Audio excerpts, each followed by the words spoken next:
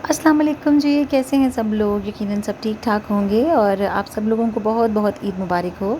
आज अल्हम्दुलिल्लाह ईद कुर्बान थी और माशाल्लाह हर साहिब इस्तिताअत ने अपने घर में कुर्बानी का एहतमाम किया। इसी तरह से हम लोगों ने भी अल्लाह के करम से कुर्बानी का एहतमाम किया था। एक गाय या वेड़ा जिसको बोलते हैं और एक जो है वो बकरा था। तो यहाँ पे मेरे बेटे ने ये छोटा सा वीडियो क्लिप बनाया जो कि मैं बिल्कुल स्टार्ट पे आप लोगों के साथ शेयर कर रही हूँ। मेरा तो वैसे इतना हौसला नहीं है कि मैं कभी कुर्बानी होते हुए जानवर को देखूँ, उसका खून बहते हुए देखूँ। मुझे बहुत दिल को कुछ होना शुरू हो जाता है।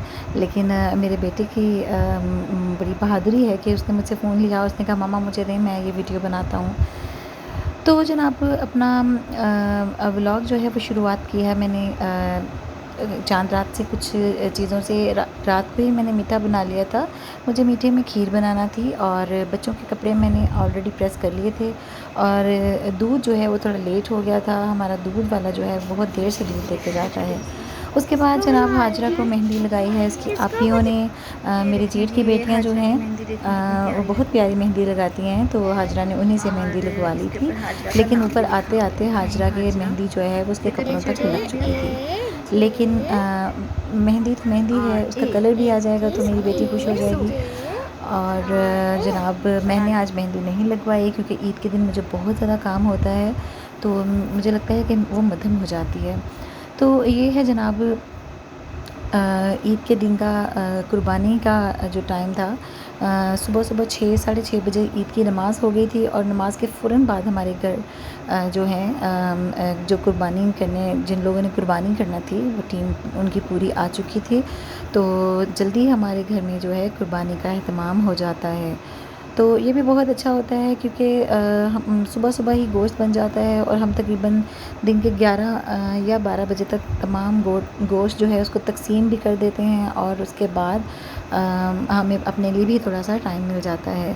तो पहले जो है वो बकरे को कुर्बान किया गया, उसके बाद जो जनाब बारी आती है गाय की या काऊ की, तो इसको करना थोड़ा-सा मुश्किल काम है और इसका गोश्त जो है वो बनाना भी थोड़ा-सा मुश्किल होता है।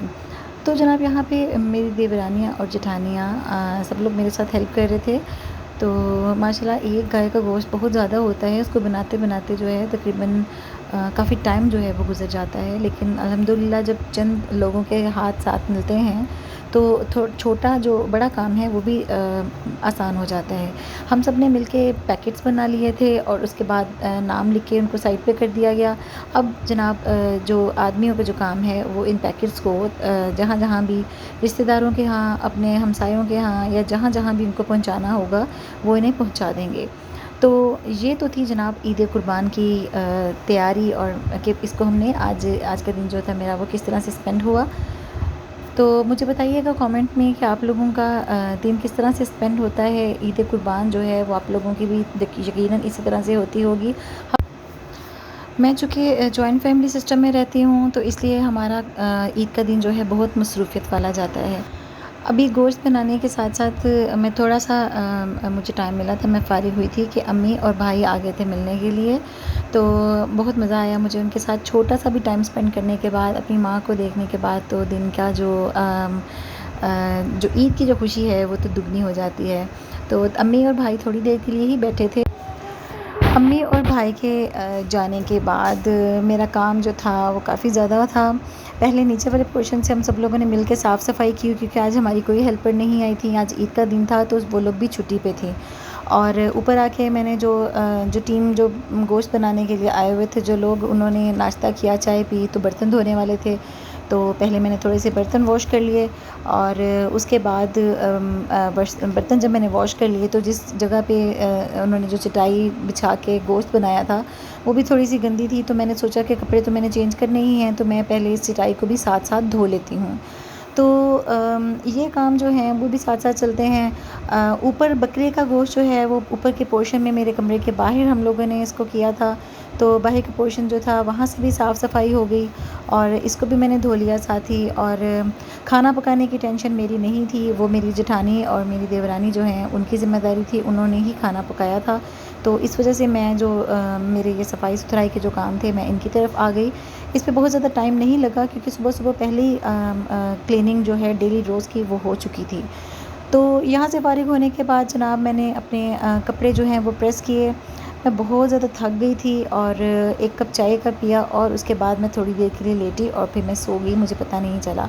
तकरीबन आधा घंटा सोती रही। उसके बाद जब मैं उठी तो बच्चों को मैंने उनकी कोई पिक्चर नहीं ली हुई थी, तो मैं बच्चों को ले आई अपने साथ। मैंने सोचा कि उनकी कुछ पिक्चर्स लेती हूँ।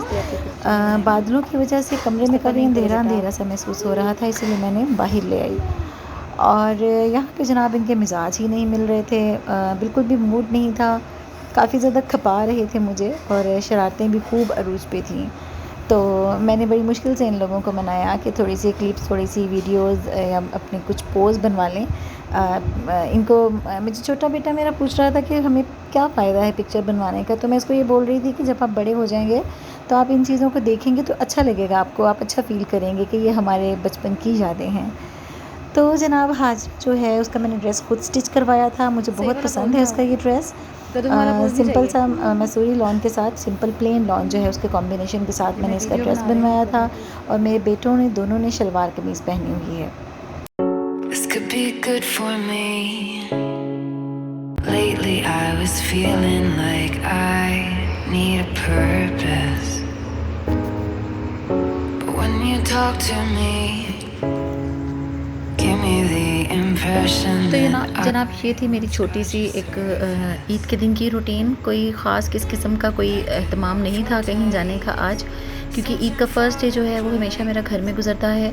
तो आज का दिन भी ऐसे ही घर में ही था और घर के काम भी थे साथ साथ ही। कुछ ख़ास इतनी ज़्यादा तैयारी जो है वो नहीं की, लेकिन इंशाल्लाह ताला जिस दिन अम्मी के घर जाना होता है तो फिर मैं एहतमाम से तैयार भी होती हूँ और उसकी तैयारी भी करती हूँ, वो भी मैं आप लोगों के साथ शेयर करूँगी। अभी मेरे हस्बैंड जो हैं वो घर आए हैं, वो सुबह से गए हुए थे, तो मैं उनके लिए चाय बना रही थी और ख़ुद भी मेरा टी टाइम का जो था मूड हो रहा था कि चाय पीऊँ।